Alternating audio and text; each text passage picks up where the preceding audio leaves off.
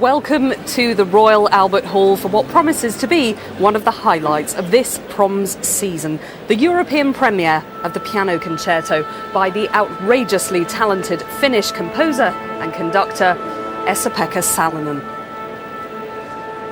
Salonen himself will be conducting the BBC Symphony Orchestra in a programme that also includes Ravel's Le Tombeau de Couperin and extracts from Berlioz's Roméo and Juliette. For the concerto, he'll be joined by the Grammy award-winning pianist Yefim Bronfman. And Bronfman and Salonen will be joining us up here during the interval. Please do send in your questions and your comments for them. You can email us, proms@bbc.co.uk, or text us on the usual number, 83111. And don't forget, you can always get notes on the music in tonight's concert by pressing red on your remote control. Salonen has chosen to start tonight's concert with Ravel's Le Tombeau de Couperin. It was during the First World War that Ravel wrote a French suite for piano. This was a very personal celebration of his national culture, based on the forms and textures of French Baroque keyboard music. Unsurprisingly, during such patriotic times, it was a huge hit when it was premiered in 1919. Later that year, Ravel selected 4 of the 6 original movements to create the orchestral suite we'll be hearing tonight. First comes a prelude, that's followed by a forlan, a minuet, and the concluding rigodon.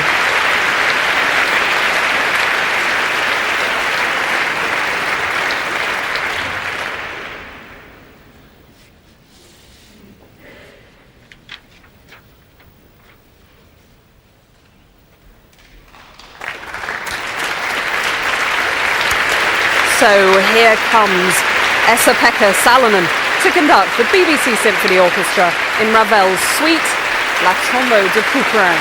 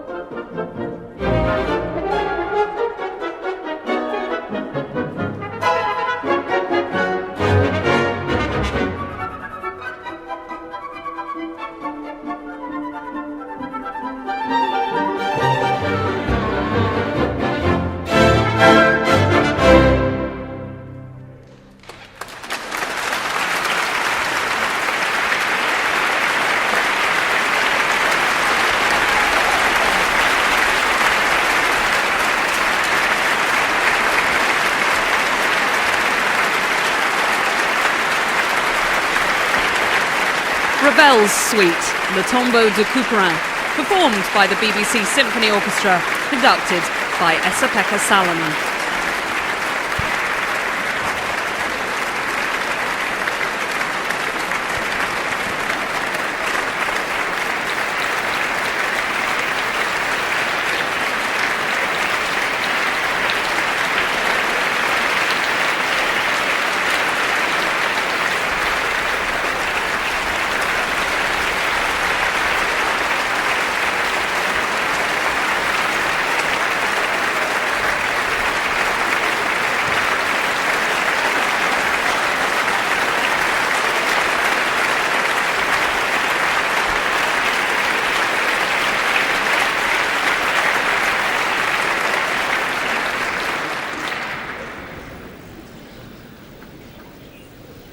Well, listening with me tonight are my guests, Gillian Moore, the Head of Contemporary Culture at London's South Bank Centre, and James Murphy, Marketing Manager at the Royal College of Music. Very warm welcome to you both. Gillian, it seems strange almost that Ravel dedicated that piece to the memory of his friends killed during the Great War when it's so light-hearted. It's not really a sombre piece at all, is it? Well, I think it's actually, it's elegant and fractured and very precise, but it is tinged with a kind of melancholy. It's as if he was saying, I'm not going to write some bombastic patriotic piece. Here's something very beautiful and refined, the best of French culture, and this is what I'm offering. And his typically, it's the kind of precise end of Ravel rather than the big and full Scheherazade, Daphnis and Chloe kind of. It's a very small orchestra. I find it very mannered. In fact, I'd quite like him to just burst the bounds a bit more like he is in La Valse or Bolero. Yeah. But it was immaculately played.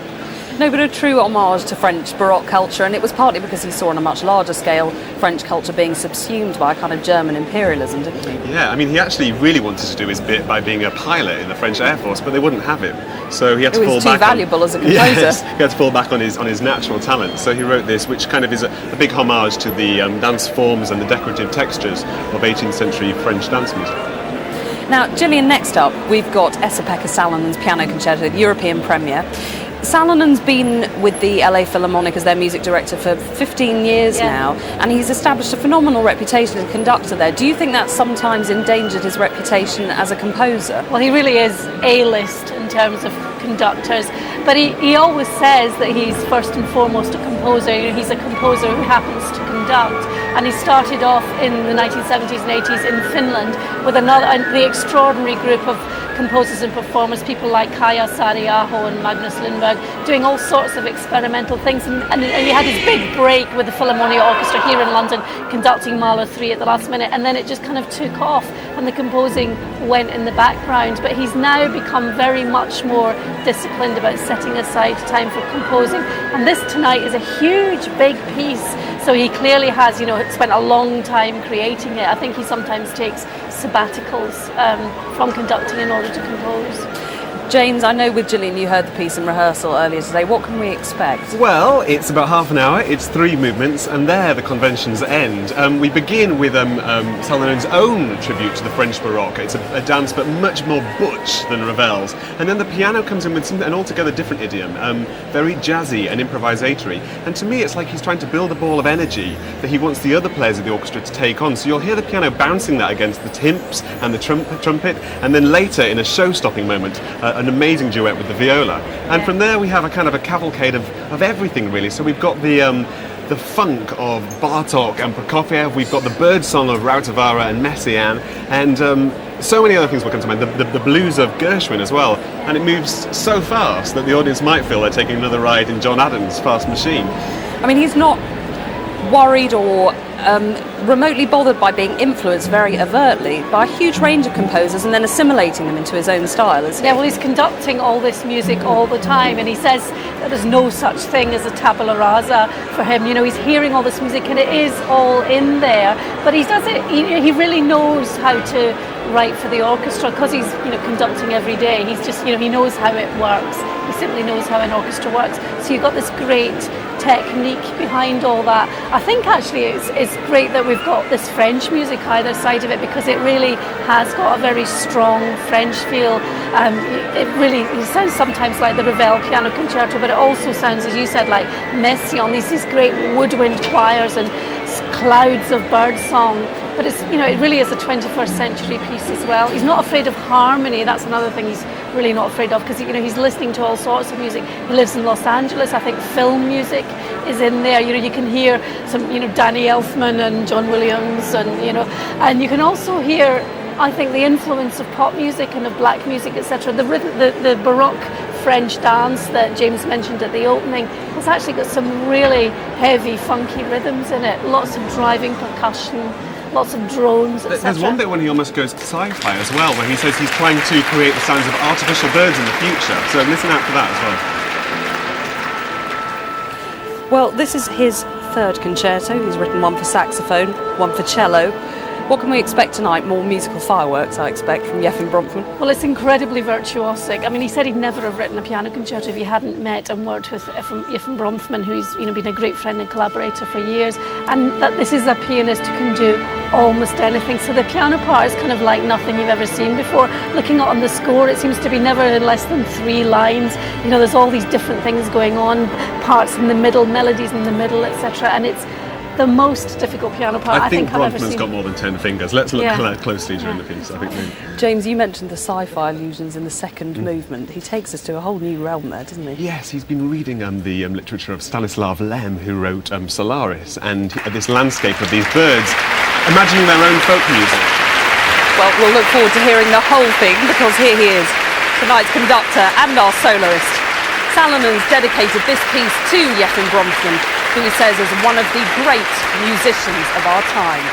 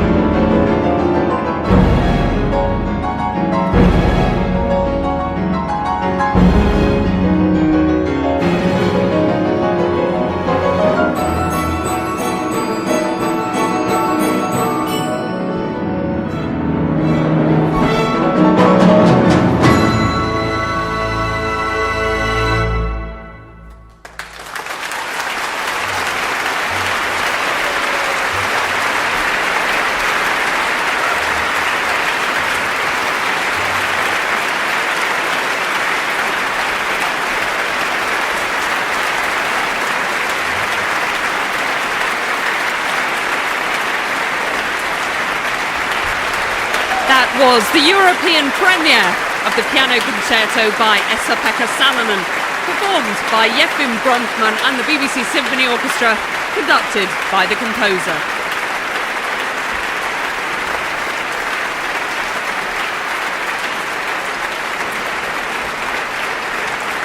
Well, don't forget, I'll be speaking to Yefim Bronfman and Esa Pekka Salonen during the interval. We'd love to know what you thought of the piece. Do send us in any questions and comments you have through the usual address, proms@bbc.co.uk, or text us on 83111.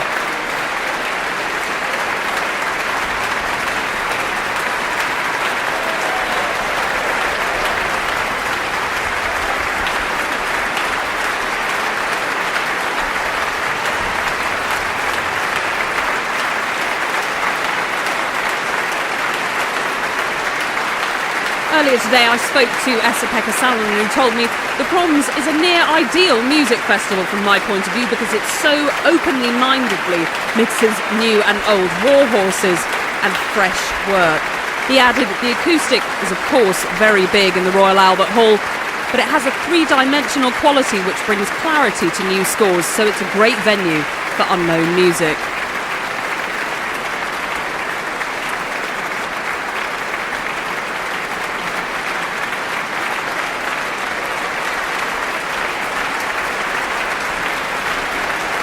Tonight's soloist Yefim Bronfman, born in Tashkent, Uzbekistan, when it was part of the Soviet Union.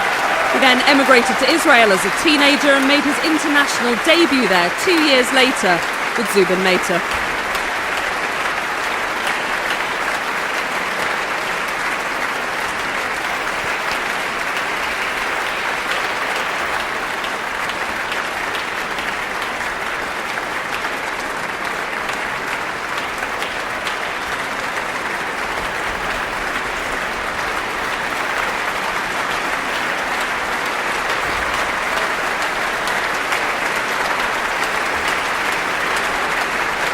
Well, this concerto had a triumphant premiere in New York last February. The New York Times described the giddy pleasure of hearing Mr. Salonen evoking, appropriating and downright stealing music he knows and loves, yet filtering it through his own intellect to produce something excitingly original.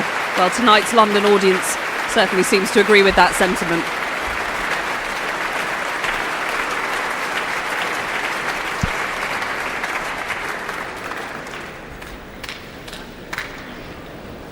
Well, we've got an interval now of about 20 minutes before the second half of tonight's concert, when we'll be hearing extracts from Berlioz's Romeo and Juliette. But for now, still with me are my guests, Gillian Moore and James Murphy. Welcome back to both of you. Gillian, I know you heard that piece in rehearsal. How did it sound in performance? Big, lousy, occasionally over the top, a lot of notes, I think sometimes for me, too many notes every now and then. My favourite bits were when one big thing was happening. So the beginning of the first movement where you've got that great big sort of dotted rhythm dance thing, or halfway through the second movement where the piano, everything stops and the piano comes in with a really gorgeous melody, which then is filled out into this huge big romantic thing. You know, I think those are the things he absolutely does best. I think it does occasionally, especially in the third movement for me, just tip into being too much happening, too much frenetic activity. It's extraordinarily vaporous. There's just like gas coming off it all the time in the form of so many notes, which again takes me back to the Ravel concertos. It has such a great depth to them, although it's his own piece as well. But you do get a sense that this is a man in love with the possibilities of the sound and colour of an orchestra. It's like a plaything to him. Absolutely. I think that's a very interesting thing. I mean, he's a very close friend of Magnus Lindberg, his fellow Finnish composer as well, and both of them have got this sort of stated mission to take orchestral music into the 21st century, to really expand the possibilities of what the orchestra can do. And you hear that in the way he uses the sheer kind of textural and sonic possibilities. So you get all these overtones going on, this kind of spectral harmony where, you know, harmony seems to be sort of singing up in the ether, and it's he really knows what he's doing. Obviously he's been a conductor for 25 years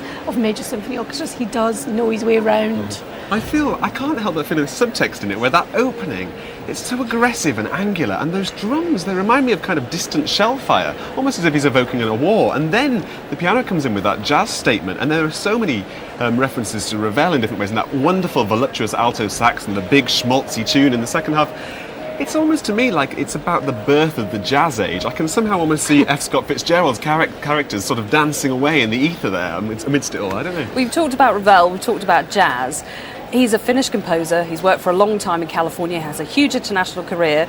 Do all of those things play a part, or can you kind of separate out the Finnish and the Californian in his work, do you think? Oh my goodness. I think there, as we were saying earlier, I think the influence of the American influence, you can hear John Adams' music there, but you also definitely think that this is music that could, without too much hard work, be a score for a fantastic Hollywood film. You know, it's got that quality about it. He has lived in LA for 16 years, but what I think is even more interesting is the fact that it is music which is porous to other influences. So, you know, it's not written as if pop music never existed. It's not written as if jazz never existed, which some contemporary music is. You know, it's written in a kind of aesthetic vacuum, and this is music which really is living in the 21st century as it is now. It draws to mind so many composers of the 20th century, but it doesn't seem derivative. It's almost like he's kind of trying to fuse them together and get them to ask questions, because take the Messiaen bit, we talked about the bird song,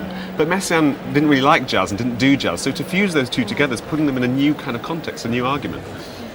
What I find more problematic about it, though, is the very idea of a piano concerto, because, you know, that is such a 19th century idea, this idea of the sort of piano struggling, the protagonist against the crowd, etc. And I think he's tried to get away from that, but I'm not sure he actually has got away from it. I think sometimes the piano gets lost in the whole vortex of sound, doesn't it? But then it merges again. Well, we'll be speaking to the composer himself in just a while, so we'll find out a little more about the piece. But for now, thank you both very much. Let's go downstairs now and join Nicole Wilson, who's in the West Arena foyer. Thanks very much, Susie. Well, we're going to take a moment now to look at some of your reviews of the Prom so far. Last Sunday's concert paired Beethoven's 7th Symphony with the European premiere of Vexations and Devotions by the Australian composer Brett Dean. Now, this new work, which is a sociological cantata featuring the Australian children's choir, the Gondwana Voices, got a rather more positive response than some of the contemporary music we've had this season so far. For York Ravel, it was stunning. I'd given up hope of ever relating to new music. Thank you, Brett, for changing that. And while Pete Lazenby felt that anyone who was unaffected by the Brett Dean is a stone-hearted retro snob. But Colin Watts was not alone in his view. I'm sorry, I just did not get the Brett Dean thing. I dislike modern composers, and this effort only served to confirm my opinion. Thank God for the second half and the magnificent Beethoven. And Ravensbourne on the message board agreed. It was the brightest and liveliest performance he'd heard for a long time. But once again, there's rarely a consensus among the audience. Sarah hated the Beethoven. All scurry and thump. Individual notes could not be heard in the helter-skelter. And for Alan Dykes, it was a daft speed to take the last movement. Why this modern mania for such fast tempi? Well, do keep your thoughts coming in. We really want to hear what you think. You can do that in many ways. You can email us at proms@bbc.co.uk. You can text on 83111. If you're feeling really adventurous, you can write a review of your own on our Proms website, or just join in the general conversation on the Radio 3 and the BBC4 message boards. But for now, back to you, Susie. Thanks very much, Nicole. Well, I'm delighted now to be joined by tonight's conductor and composer, Esa Pekka Salonen. Very warm welcome to you. Thank you very much. Congratulations on a fantastic European premiere. Thank you. Is it always a nerve-wracking experience for you, or are you very blasé about it? It's never simple, because especially when you're conducting your own work, sometimes you kind of have to swap between the different roles in your mind, and sometimes you're the composer even when performing, and you're kind of thinking, well, could I have done this differently? But then again, in a concert you can't think like that. You just have to do it as if it was a piece written by anybody. So that's the difficulty. But this was the second time we played, so I already knew what kind of piece it is, so it wasn't quite as scary as the first time. What about playing it in this venue at this music festival? Is that a special thing for you? Well, I love the Proms. I mean, who doesn't? And also, this hall, although it's vast, and sometimes the loud things don't have the sort of physical impact as they would have in a different kind of hall. It still has a very sort of clear and spacious kind of sound, and very often my experience has been that when we play complex music with lots of different textures at the same time and different voices and so on and so forth, it sort of clarifies the texture, and it actually becomes easier to grasp in this hall than in many other halls. So I like it here. You talk about complex textures. You're a very demanding composer, and it seems conductor sometimes. Do you feel like you're a very exacting musician? I mean, you expect a huge degree of virtuosity from the orchestra as well as the soloist in this piece. Yes, but that's part of the fun, of course. I mean, I remember a moment, it was another piece actually, which I wrote for the LA Philharmonic, and there was a very, very difficult first violin passage, and I sort of got a little apologetic in the first rehearsal. I said, well, look, out of sheer respect I wrote this passage, and I felt that it would have been an insult if I had written anything easier than this. So there was one guy in the back of the first violin section who said, well, I think we would have liked to have taken the insult instead. But I think... obviously, I have some experience by now in terms of working with orchestras and musicians and so on and so forth, and I like the idea of challenging them within the sort of idiomatic limits of the instrument, and that's the fun, I think. I try not to go beyond that limit. But you go right up to it. Yeah, but that's exactly what I'm trying to do. Now, I know you've known Yefim Bronfman for nearly 20 years, is it? Yeah, something like that. What is it about him particularly as a musician that excites you?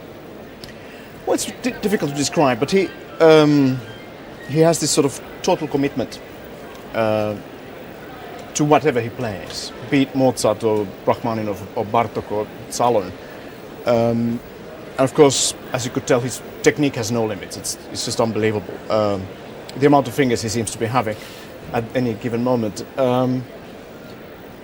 But also, there's something about his sound that I find very compelling. It's massive, very intense, but never ugly.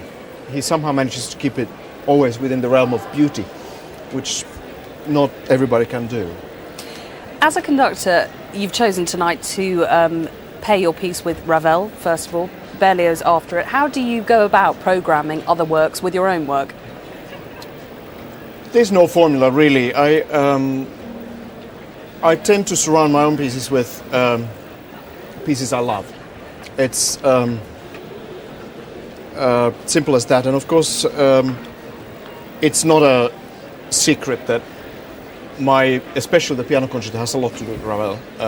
Some of the textures I've been trying to learn from in his music, and also tombeau particularly has a connection in that it is modeled after Baroque music originally, and in my concerto there are certain principles that actually relate to Baroque music, so there's a very clear connection there. In terms of Berlioz, I just happen to be a big fan of his music, and also it's something that is a sort of a late discovery for me. I used to kind of, I was a little suspicious when I was younger, because I wanted music to be constructed the way German music is constructed, symmetrical phrases and very sort of thorough harmonic organization, and like Wagner does, or Bruckner, or Mahler, and so on and so forth.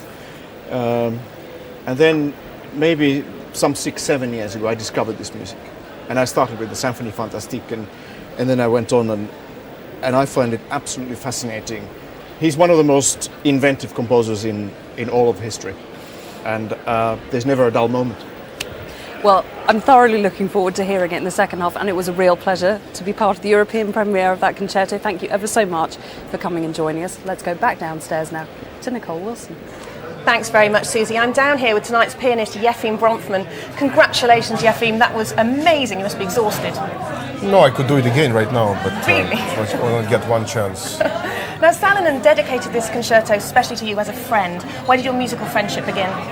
Well, we met 20 years ago, and I think our first collaboration was here in London in, I think, late 80s, early 90s, when we made a recording of the Rachmaninoff concertos with Philharmonic Orchestra. That was the first time in a series of many collaborations together, and I have also performed his piano piece called Dichotomy a few years ago, and I love the piece so much that I've asked him to write me a piano concerto. He said, of course, he will do it for next year, but it took 5 years or even longer for him to complete the piece, and we finally have premiered it. So you had an idea what his composition was going to be like. How does the piano concerto compare to the first piece?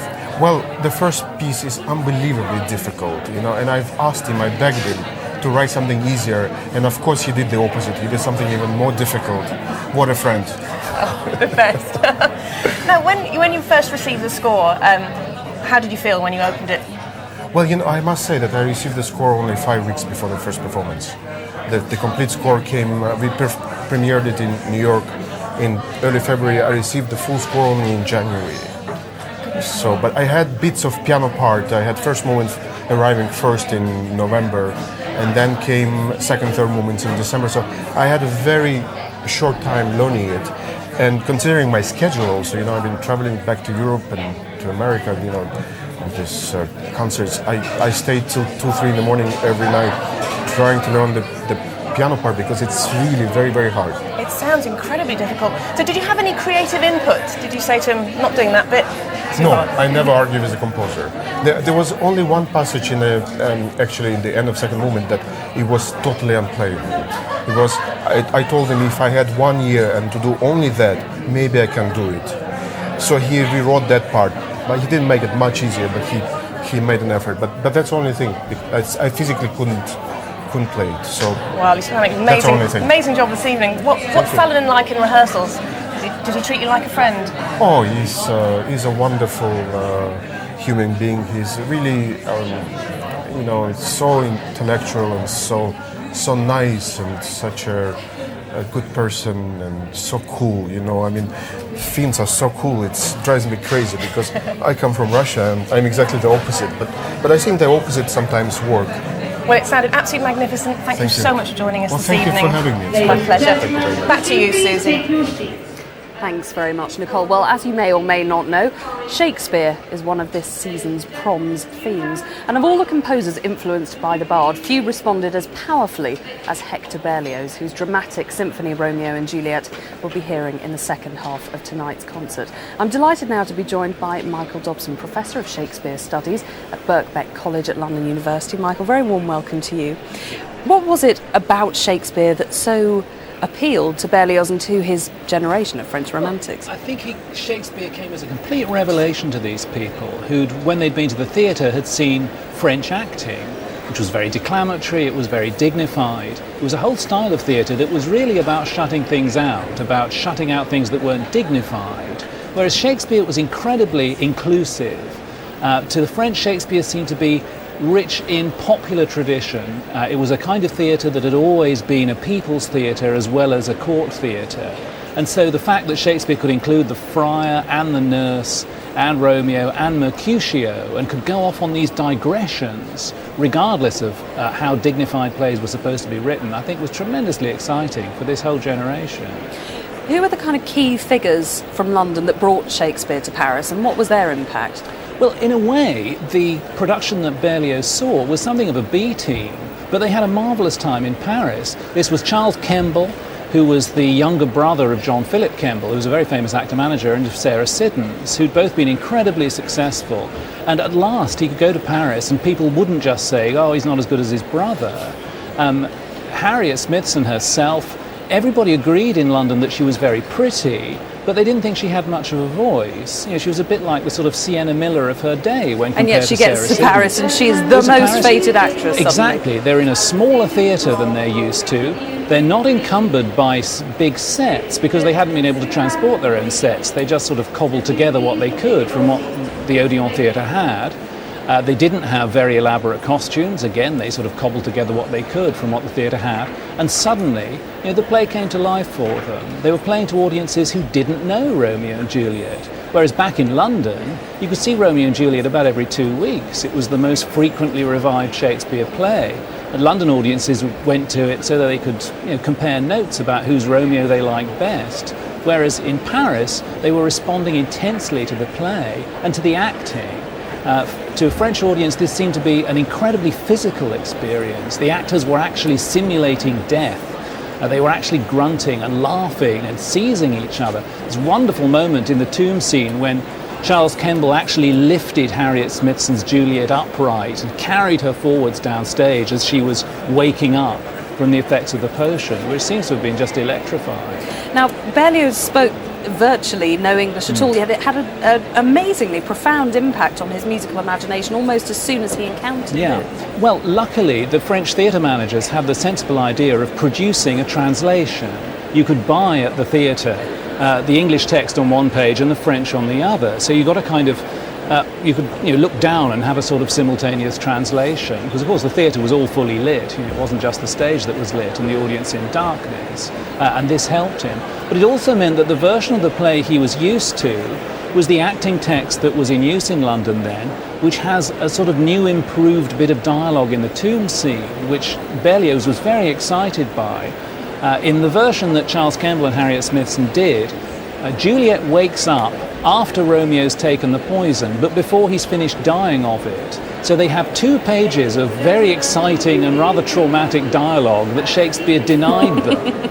And this really was one of the highlights for Berlioz, I think, as they clutched each other and Romeo gasped and felt he was going mad, felt he was in heaven, and then remembered that he'd taken poison, curses, and dies within reach of bliss. So while we're all obsessed by authenticity today, we're not talking about an authentic version of Shakespeare's Romeo and Juliet or Hamlet as we would understand it. No, not at all. We're talking about a cut version that had been discovered to work and that had been improved to suit contemporary stage conditions by David Garrick, the great actor-manager of the 18th century, who really had so much authority. He was felt to be sort of Shakespeare's embodiment on earth, and if he said Romeo and Juliet worked better this way, then that's how you did it.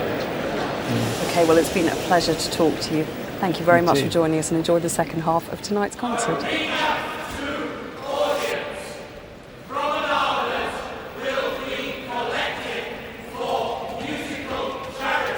Well, as we said earlier, while the promenaders are having their little chant, Berlioz coined the term dramatic symphony for his Romeo and Juliet. It's a massive work, including choruses, recitative and solo voices, although there's a clear debt to the example of Beethoven's Ninth Symphony here. Berlioz creates a stunningly original and ambitious new vision of what a symphonic structure could encompass. Tonight, we're going to hear the 4 purely instrumental movements: the introduction, the love scene, Queen Mab scherzo, and as a finale, Romeo alone, which ends with the glittering Capulet ball. Back with me are my guests, Gillian Moore and James Murphy. James, there's a rather intriguing story behind the commissioning of this piece. Just tell us a bit about it. Basically, Paganini gave Berlioz 20,000 francs because he'd been a bit disappointed with Harold in Italy, then decided actually it was wonderful. So he gave him this gift, And that allowed Berlioz to pay off all of his debts, and he had many debts, and write anything he liked. And so this was his big moment to kind of salute his great hero Shakespeare. And he wrote in his memoirs that with this piece of music he was going to set sail on the ocean of Shakespeare's great poetry and reach the enchanted island where the Temple of Pure Art stands. So, a guilt trip from Paganini, who had at first dismissed the piece that Berlioz had written for him, and actually Berlioz did rather well to make 20,000 francs out of it as a peace offering. Definitely. Gillian, just outline for us, we're going to hear 4 movements tonight. What are their different kind of characteristics? Well, you start with a kind of very fast fugal introduction, which is a kind of violent confrontation between the young Montague and Capulet lads on the street of Verona, and then the uncle comes in and you hear that diminished 7th chord, which, you know, typically means trouble in music, and you hear a declamatory voice in the brass saying, you know, this is going to end in tears, basically. And I mean, that's the point of this whole piece. There are no voices, there are no characters, it's all done through the instruments, apart from in the choral movements where you've got a kind of Greek chorus thing going on. And then secondly, you've got the love scene, which, you know, it's very interesting. The young Wagner was in the audience, and this gives him a run for his money in Tristan and Isolde. It's the most gorgeous, passionate music. And the next movement is Queen Mab's Scherzo, which is based on a kind of throwaway moment in Romeo and Juliet when Mercutio talks about Queen Mab, Queen of the Fairies, coming around, you know, sprinkling fairy dust on people's eyes, etc. Yes, not a huge moment in the play, but obviously it set Berlioz's imagination on fire. Absolutely. My feeling is that he was a bit miffed that Mendelssohn got in first and did Midsummer Night's Dream, so this was his opportunity to do the fairy music to the letter. Yeah, and he told Mendelssohn about this bit in Romeo and Juliet, and he was sort of kicking himself because he thought Mendelssohn's actually going to get in first and write this gorgeous fairy thing. But he writes this fantastic light scherzo on that, which he says is as thin as substance as the air. So it's absolutely, you know, it's just air, really. And then the last movement is Romeo alone, and it starts again in this kind of wandering violin melody, which is a bit kind of Tristan and Isolde, like, you know, 30 years later. Practically the same melody right at the start. Yeah. Listen out for that. And, you know, Romeo's all wandering around the garden alone, and then, you know, he goes to the ball, the Capulet's ball, and then we get another wonderful Berlioz ballroom scene, just like in the Symphonie Fantastique, which he'd written a few years earlier. A great kind of polka-like dance, which just sets the orchestra on fire. I think the way he scores the final theme as well is like Tannhäuser. I think Wagner said it was a revelation for him, and you see the footprints of Wagner's music. Interesting that you talk about Wagner. We're talking about a piece here that was written only 10 years or so after Beethoven's death, but it's so incredibly forward-looking. I mean, that violent eroticism of the love theme is very much late romantic music. It's endlessly inventive. This music takes turns all the time that you just don't expect it to take. And in terms of Wagner, you know, Wagner was sitting there in the audience. Berlioz, he could have written an opera on Romeo and Juliet. Of course, he chose to write a symphony because he was so inspired by Beethoven, his great god. His other god was Shakespeare, of course. Beethoven's Ninth Symphony was his absolute model for this piece. Thank you both very much indeed. Esa Pekka Salonen returning to the stage to conduct the BBC Symphony Orchestra.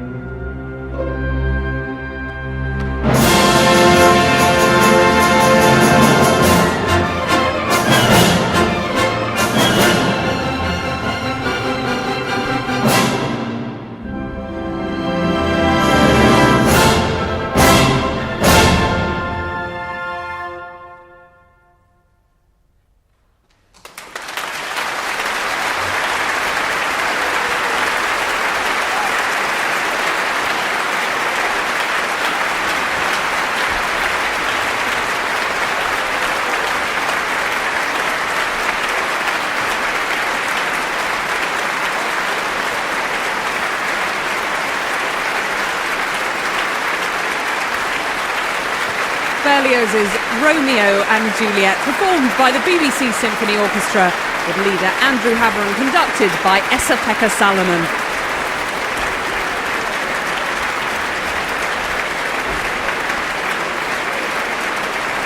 And that was really gutsy, visceral and joyous playing by the BBC Symphony Orchestra, I thought, who, when I saw them in rehearsal today, just obviously love playing for this conductor.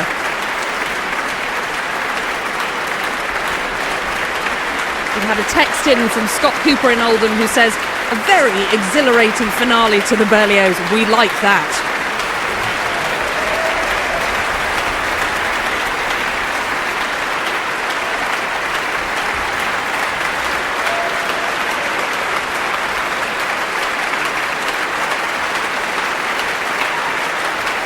Esa Pekka Salonen has famously been music director of the LA Philharmonic for 15 years now. Next year, though, he becomes principal conductor and artistic advisor of the Philharmonia Orchestra in London. He'll also be conducting more opera and devoting more time to composition. There are apparently the seeds of a plan to compose an opera, but the details at the moment are secret.